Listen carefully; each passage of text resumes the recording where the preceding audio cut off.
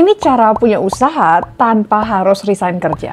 Lupakan semua orang yang bilang, kamu harus resign sekarang dan mulai bisnis kalau kamu mau kaya. Kalau kamu begitu caranya, lebih mungkin kamu tiba-tiba bangkrut daripada tiba-tiba kaya. Kok gitu? Ya karena bisnis itu nggak langsung cuan, tapi biaya hidup kamu pasti tetap jalan kan? That's why jangan resign dulu sebelum kamu nonton video ini, cause I'm going to tell you gimana caranya. 1. Bagi waktu bisnis sambil kerja. 2. Pilih pekerjaan yang cocok untuk sambil bisnis. Dan ketiga, cara modali bisnis dengan gaji. Dan kalau kamu udah coba itu semua dan ternyata masih ada kendala, nonton sampai akhir karena ada bonus tips yang paling ampuh, jadi nonton sampai akhir ya. Oke, langsung kita masuk ke bagian 1, yaitu atur prioritas. Loh, bukannya atur waktu? Yes, betul. Tapi kalau kita gali-gali, sebenarnya time management itu priority management.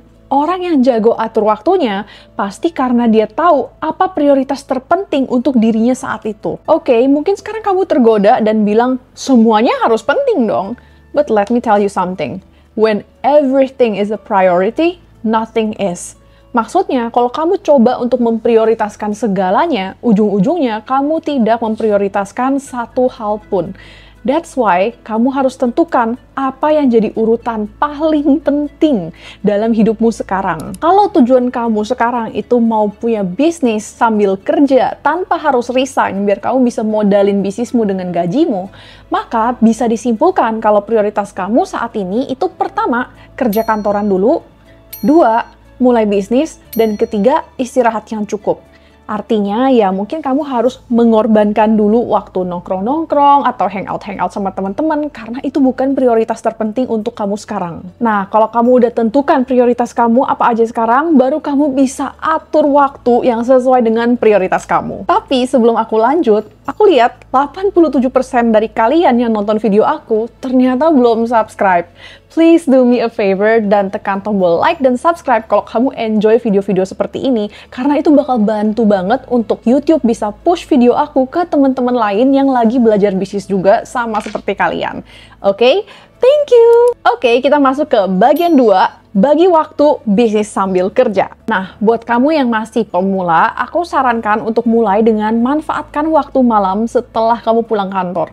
Kurang lebih contohnya seperti ini. Nah, kamu bisa lihat contoh pembagian waktunya di tabel ini. Nah, kita perhatikan di bagian weekday siang, di mana prioritas kamu ya pasti kerja kantoran kan. Nah, mungkin kamu masih bisa selip-selipin pekerjaan bisnis yang simple-simple seperti bales chat. Nah, setelah pulang kantor, yaitu malam hari, baru kamu bisa prioritaskan bisnis dan di sini kamu bisa lakukan operasional bisnis, rekap penjualan, packing orderan, kirim-kirim, dan lain-lain. Untuk weekend, baik siang dan malam, kamu prioritaskan istirahat yang cukup dan mungkin kamu masih bisa selip-selipin bisnis tapi untuk hal-hal yang urgent-urgent aja. Cara ini memang tidak terlalu capek, workload-nya juga tidak terlalu ekstrim, tapi memang disclaimer ya, bisnis kamu pasti growth-nya lebih pelan gitu. Karena waktu yang kamu luangkan untuk bisnis itu hanya weekday, malam-malam aja gitu. Nah, kalau misalnya kamu udah mulai terbiasa dengan workload yang seperti ini dan kamu rasa kamu mau grow bisnis kamu lebih cepat lagi, kamu bisa coba cara yang kedua yang lebih advance, yaitu manfaatkan waktu weekend juga. Jadi contohnya kamu bisa lihat di tabel ini. Untuk weekday, kurang lebih sama seperti yang tadi. Siang-siang kamu prioritaskan kerja kantoran, untuk bisnis kamu mungkin balas-balas chat aja gitu. Malam-malam kamu prioritaskan bisnis, dan untuk weekendnya, kamu siang-siang kamu prioritaskan bisnis juga, tetap kerjain bisnis. Mungkin kamu bisa bikin konten, ngurusin operasional bisnis, dan lain-lain. Nah, itu kan waktunya lumayan banyak tuh. Nah, waktu istirahat kamu ya berarti weekend malam. Nih aku mau di sini kasih sedikit reminder ya, jangan kerja di luar kapasitas kamu gitu. Karena ya buat apa kita kerja cari duit tapi malahan duit itu dipakai untuk berobat. Oke, mungkin di antara kalian ada yang pikir, tapi Kel, cara itu hanya bisa kalau misalnya kerjaannya itu jam 5 udah pulang atau jam 6. Tapi kantor aku itu tiap hari lembur sampai jam 12 malam. Mana ada waktu lagi untuk bisnis? Kalau begitu, jujur, I have some bad news for you. Pekerjaan kamu sekarang tidak cocok untuk punya bisnis sampingan.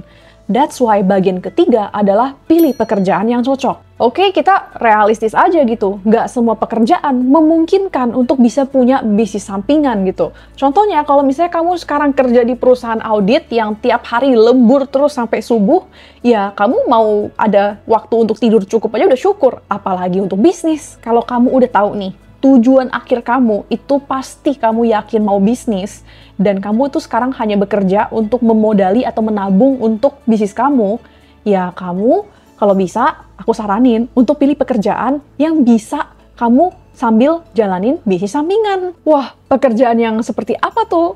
Oke, pertama, kamu bisa kerja di perusahaan kecil. Ingat, poin pertama kita yaitu prioritas gitu. Kalau kamu udah tahu tujuan akhir kamu adalah mau bisnis, ya kamu jujur aja nih, aku realistis. Coba untuk buang gengsi dan jangan ngotot maksa kerja di perusahaan yang keren dan jam kerjanya tuh gila. Kenapa kamu nggak mau coba untuk kerja di perusahaan yang lebih kecil selama gajinya itu cukup dan wajar gitu, tapi kan jam kerjanya lebih normal gitu daripada kamu kerja di perusahaan yang gede-gede yang di gedung gitu. Karena realita pahitnya, faktanya, kalau kamu pilih untuk kerja di gedung-gedung SCBD, kamu bener-bener involved banget di dunia korporat.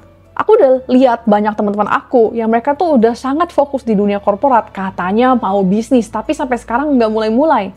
Malahan teman-teman aku yang kerja di perusahaan yang kecil, malahan sekarang udah pada punya bisnis sendiri. Kedua, kamu bisa kerja di perusahaan yang jam kerjanya itu fleksibel.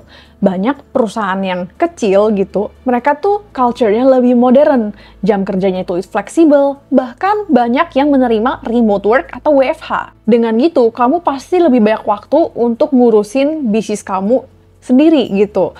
Yang tentunya, of course, kamu juga harus menyelesaikan kewajiban pekerjaan kamu juga. Opsi ketiga, kamu juga bisa ambil pekerjaan part-time atau freelance. Kalau kamu sadar kalau misalnya kapasitas kamu itu nggak cukup untuk mengambil full-time job sambil bisnis, mungkin kamu bisa ambil pekerjaan freelance atau part-time, yang dimana tanggung jawabnya tidak sebesar full-time gitu. Dan kamu juga bisa lebih nafas untuk ngurusin bisnis kamu sendiri. Akhirnya kita masuk ke bagian yang udah ditunggu-tunggu, yaitu bagian 4, cara modali bisnis dengan gaji. Belum kamu bisa bikin strategi untuk atur duit, kamu harus tahu prioritas financial. Lagi-lagi ujung-ujungnya selalu prioritas gitu ya.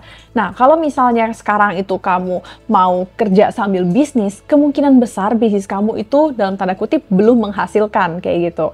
Nah, mungkin bisa disimpulkan kalau prioritas financial kamu saat ini itu pertama, biaya hidup, 2, modali bisnis, dan ketiga, baru keinginan. Kita mulai dari prioritas pertama, which is biaya hidup dan kebutuhan gitu ya. Nah, berapa biaya hidup kamu dan kebutuhan yang wajib banget keluar tiap bulan gitu?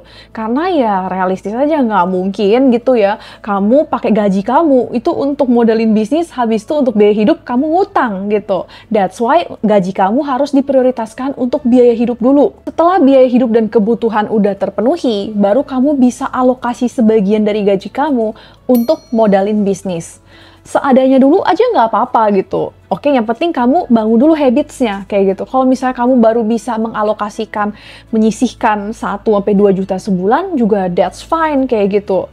Bahkan kamu juga bisa nggak harus langsung sambil mulai bisnis. Mungkin kamu bisa nabung dulu tiap bulan 1-2 juta sebulan, mungkin selama setahun kayak gitu. Nah, kan itu udah 12 bulan nabung. Nah, mungkin udah kekumpul 12-24 juta. Nah, itu kan lumayan gitu ya, baru kamu bisa mulai bisnis. Dan ketiga, kalau masih ada sisa uangnya, baru kamu bisa pakai untuk keinginan-keinginan kamu yang dalam tanda kutip nggak terlalu penting. Kayak misalnya nonton konser, karena ingat, bisnis kamu belum menghasilkan. Of course, kalau kamu mau modalin bisnis kamu dengan gaji, kamu perlu skill kelola keuangan bisnis yang baik. Tapi itu topiknya itu agak panjang dan cukup rumit. Jadi khusus buat kamu yang bener-bener serius mau belajar keuangan bisnis, kamu bisa cek link di description untuk ikut kelas Small Business Finance, karena di situ sudah aku kumpulin semua ilmu-ilmu terbaik ke aku yang penting harus diketahui oleh semua pebisnis pemula. Jadi kalau kamu tertarik, bisa kepoin linknya di description ya. Kalau kamu udah coba semua tips yang dari tadi aku share dan kamu rasa kamu masih nggak sanggup untuk jalani bisnis sendirian, tenang, I have some good news for you. Siapa bilang kamu harus urusin semuanya sendiri? That's why tips bonus dari aku adalah cari partner bisnis. Kamu bisa partneran sama teman atau kenalan, jadi kalian bisa bagi-bagi waktu untuk ngurusin bisnisnya. Kan ya kalau bisnisnya itu partneran, kamu juga harus bagi profit secara adil. Nah, tapi ini hitungannya itu penjelasannya panjang banget, jadi lebih baik aku nanti share aja linknya ada di atas gitu ya, ke video khususnya. Anyway, enaknya kamu punya partner, itu bener-bener kamu ada teman seperjuangan yang bener-bener susah bareng, seneng bareng, kamu bisa bagi-bagi waktu, bagi-bagi tugas, kamu bener-bener rasa kalau kamu ada temen yang berjuang bareng sama kamu. Tapi, on the other hand, gak bisa dipungkiri kalau kamu juga pasti pernah denger horror story, oke, temenan yang jadi musuhan karena bisnis partneran habis itu bubar, atau mungkin uang dibawa kabur sama teman. Nah, that's why sebelum kamu milih partner bisnis, kamu harus perhatikan 4 hal ini. Yang pertama, satu visi. Kalian harus punya tujuan yang sama untuk bisnis kamu. Kedua, saling melengkapi. Buat apa kamu partneran sama orang yang sifat dan skillnya sama persis seperti kamu? Ya of course kalau kamu mau kerja sama dengan orang lain, kamu berharap dia memiliki kelebihan yang kamu nggak punya, dan sebaliknya. Ketiga, gaya bekerja gitu. Nah, mungkin kalau misalnya kamu gaya bekerjanya itu hustle, gaspol, dia tipe bekerjanya itu yang work-life balance, bisa sayang keluarga. Nah, mungkin di situ ada potensi untuk clash kayak gitu. Karena kalian belum tentu orang-orang yang enak diajak ngobrol, enak diajak kerja bareng. Dan keempat, ini penting banget, yaitu siap berkomitmen. Kalian berdua atau bertiga gitu, apakah kalian benar-benar siap untuk dedikasi waktu, effort, tenaga gitu, bahkan mungkin harus korbanin tidur, korbanin banyak hal, benar-benar komitmen untuk jalanin bisnis ini bertahun-tahun ke depan. Oke, sekarang udah clear banget ya, pembagian waktu, prioritas, pemilihan pekerjaan, bahkan cara modali bisnis dengan gaji. Nah, tapi ini semua sia-sia kalau ide bisnis yang kamu pilih tidak tepat. Kalau kamu bingung mau bisnis apa, cari idenya gimana, kamu bisa lanjut ke videoku yang ini di mana aku kupas tuntas cara cari ide bisnis yang simple, modalnya kecil, dan bisa dimulai dari rumah aja. Thanks for watching dan sampai jumpa lagi di videoku yang ini.